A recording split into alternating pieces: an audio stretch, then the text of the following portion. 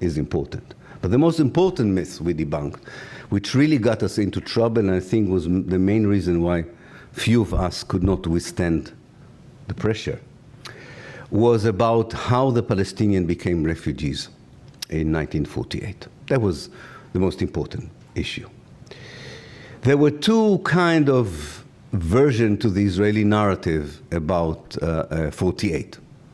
There was kind of the official narrative that you could have found, which was a bit ridiculous. I think maybe some Israelis even felt it was ridiculous, which said that the Palestinians left voluntarily because the Arab leaders, the leaders of the neighboring Arab states, and the leaders of the Palestinians told them to leave and to make way for the invading Arab armies with a promise to come back. This is what was the official narrative. Then there was a more sophisticated narrative that said, well, some people might have been expelled, but it all started in May, on the 15th of May 1948, when the Arab armies invaded Palestine. And when the Arab armies invaded Palestine, there was a war, and people in a war become refugees. That happens all over the world. So it was the war that was responsible for the making of the Palestinian refugee problem. Now, to our great surprise, for those of us who had been open-minded enough, we saw that both narratives did not fit what we found in the archives. What we found in the archives is that from the mid-1930s, and definitely immediately after the Second World War, the Zionist political and military leadership contemplated and planned mass expulsion of Palestinians in order to create what they thought would be a Jewish democratic state. They wanted as much of Palestine as possible, with as few Palestinians in it as possible. Their main problem in 1947, 1948, when the British rule came to an end, was that the Jews in Palestine were only 1/3 of the population. And even when the United Nations took over the issue of Palestine from Britain and suggested to partition Palestine into an Arab state and a Jewish state in November 1947, the demographics were such that even in the Jewish state that was offered by the United Nations, the Jews were still not the majority, because there were too few Jews in Palestine in 47, 48. And the solution, definitely after the Second World War, in the eyes of the leading Zionist politicians and military commanders, was very clear. What I called in my book of 2007, the ethnic cleansing of the Palestinians. The decision to expel massively the Palestinians from any area that would become the Jewish state eventually was taken in March, in the beginning of March 1948. That is 2 months before the Arab armies entered Palestine. And we wrote a story that most Israelis found very disturbing. We said, actually, the Arab armies entered Palestine because the Zionist movement was already expelling Palestinians for 2 months. And these Palestinian refugees began to reach the Arab capitals. And there was a pressure by Arab public opinion on the Arab governments to do something, especially after the Deir Yassin massacre on the 9th of April 1948, which was broadcast all over the Arab world. It was not the only massacre. When you expel people, there are always massacres. People don't like to be expelled. And when they refuse, you shoot them. But the most known massacre in those days was the massacre of a small village near Jerusalem, Deir Yassin. And that in particular put pressure on the Arab governments, who, by the way, didn't want to send one soldier into Palestine. The Egyptian parliament decided on the 13th of May, 2 days before the 15th of May, to send an army into the Sinai Peninsula and from there into Palestine. And as I said, they decided to send mostly the prisoners from the Muqattam camp where the Muslim Brotherhood were interned. So we described a sequence of events by which we said, actually, the Palestinians did not become refugees because of the war. They became refugees because the Zionist movement planned their massive expulsion, what I called the ethnic cleansing of Palestine. Ethnic cleansing is a crime against humanity. Ethnic cleansing is not justified by anyone in any circumstances. You cannot massively expel people just because of who they are. And it was very systematically planned. In March 48, the army adopted something called Plan D, or Plan Daled. And according to that plan, Palestine was divided into areas, and each brigade of the Jewish Zionist army, later became the Israeli army, had a list of villages to occupy and to destroy and to expel.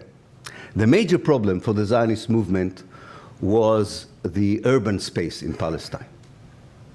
There were tens, if not hundreds of thousands of Palestinians living in 11 towns. The most important of them were Jaffa and Haifa.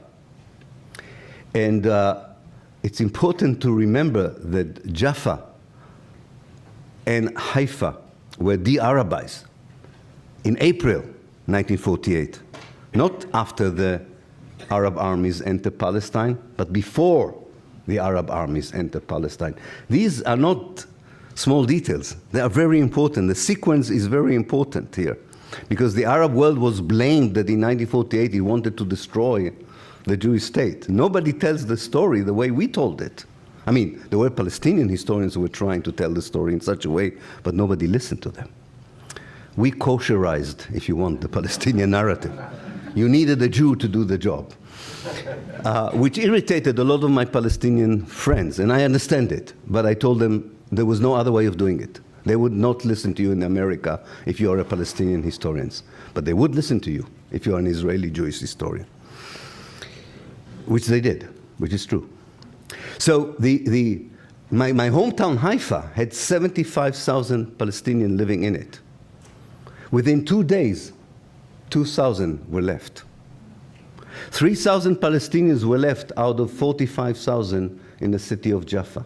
They were expelled within 10 hours.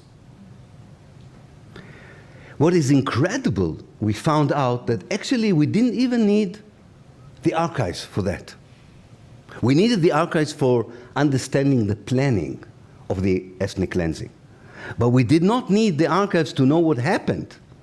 We actually found out that the New York Times had a correspondent, I think you call it today, was embedded with the Jewish forces, had some other newspapers, and they wrote home reports, very accurate reports, of what was going on. But the editor of the New York Times decided to put it on page 5 or page 6, and I think it just escaped the attention of people. The Red Cross was really disturbed by what was going on, and the emissaries of the Red Cross wrote very powerful description of what happened. But the Red Cross headquarters in Geneva said, 3 years after the Holocaust, we don't want to blame the Jews of mass murder, expulsion, rape, and poisoning.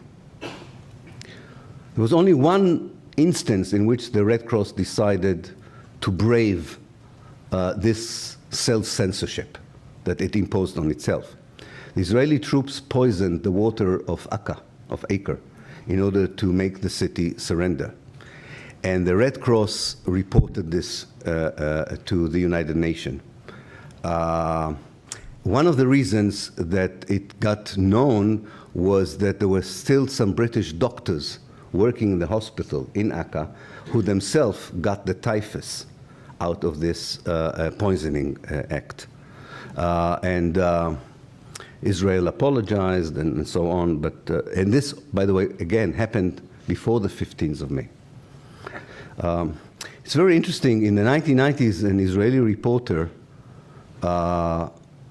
interviewed the 2 Israeli troops, soldiers, who injected the typhus into the water. I don't know if anybody of you have been in Akka.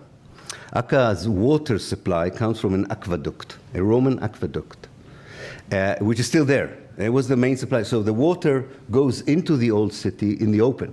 So you can easily poison it. And 2 soldiers, apparently, who felt very bad about it many, many years later, after I wrote it in my book,